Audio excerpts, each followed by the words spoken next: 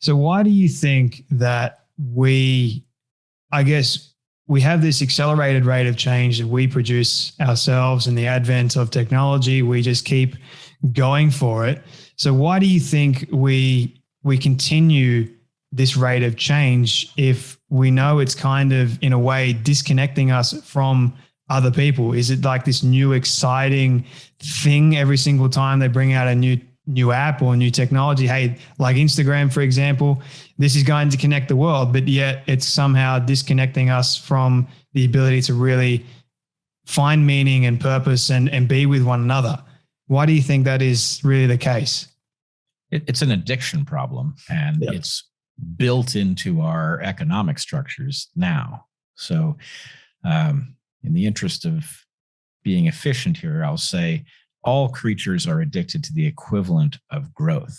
They look for untapped opportunities, and we have that on steroids, as it were. As human beings, we have more tools at our disposal to solve problems that other creatures simply couldn't.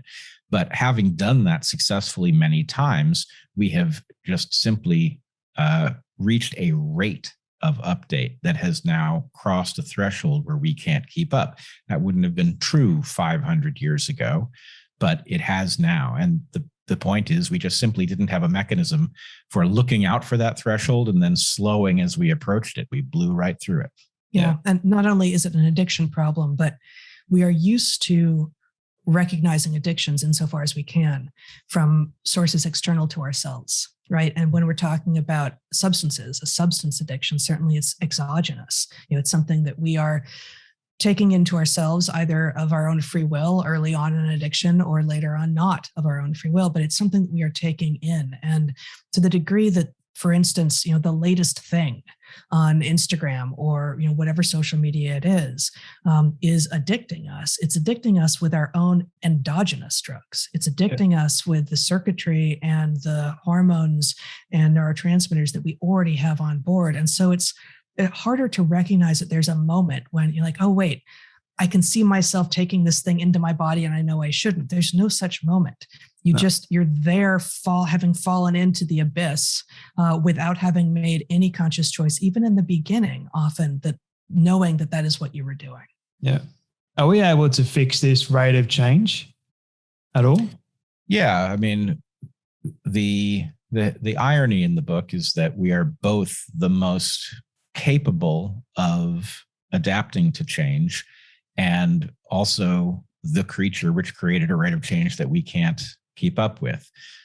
The key is to recognize that this is not serving us in the long term, and to start becoming very discerning about what sorts of change we actually wish to embrace and which sorts of change we should reject.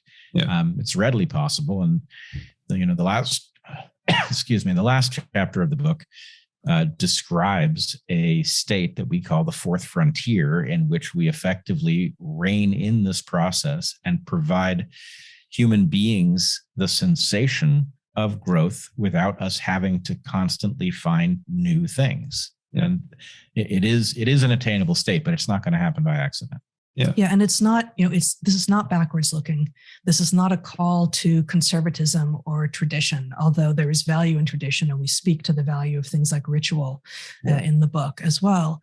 It is an ask, a deep ask to just be careful about embracing all that is new, because it is a really naive perspective. And actually anyone, if posed this question, will recognize that the idea that everything that is new is good can't be true. Right. So the fact that we are most of us addicted to our phones, for instance, suggests that there's a problem, that we all fell prey to this. And the fact that we all fell prey to it doesn't mean that it was a good thing. And it looks like it was a bad thing, but it was effective. So how can we recognize the thing that was effective about that and work to make those same aspects of our deep evolutionary history work towards goals that are better suited to us being productive and joyous humans?